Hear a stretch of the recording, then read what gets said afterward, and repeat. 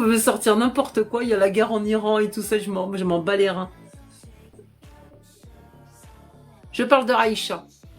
Alors, je parle de Aïcha parce que tu me chauffes et tu as envie que j'en parle, Isaac, ça te tient à cœur, il n'y a pas de souci. Aïcha et Mohammed, c'est dans les hadiths Sahih. Donc, il y a 21 hadiths de Aïcha et Mohammed qui font consensus auprès des 4 grandes écoles de l'islam sunnite. Et comme tu as dit, Isaac, la dernière fois, merci parce qu'on est allé vérifier et tu as raison, la seule vierge du prophète Mohammed, la seule femme vierge, était Aïcha. Pour avoir une vierge, à l'époque, il fallait prendre une gamine de 9 ans. À l'époque. On pouvait la consommer à 9 ans, c'était la seule vierge. Mais ce que je comprends pas, pourquoi on exige que la femme reste vierge jusqu'à 18, 20 ans, 25 ans pour se marier? Il y en a une couille dans le pâté, là. Alors, je reviens sur Aïcha. Ciao.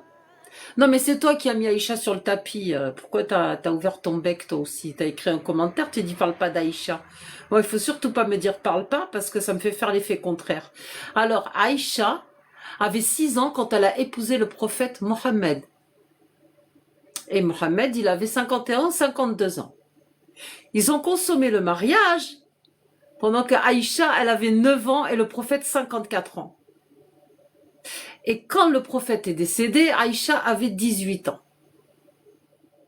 Voilà les 4 grandes écoles qui font consensus sur ces 21 hadiths sahih de Aïcha et Mohammed. C'est bon?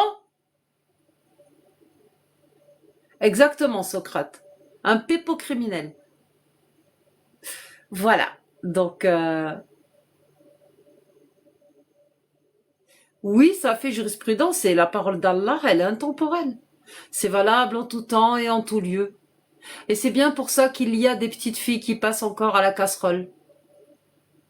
Bah oui, bah aujourd'hui, pour avoir une petite fille, enfin une femme vierge, il faut la prendre petite fille, comme ça elle est vierge en fait. Comme le prophète, le meilleur des hommes, masha'Allah. Ah, là il restera un certain public, pourquoi? Bon, ça commence, je coupe, je relance.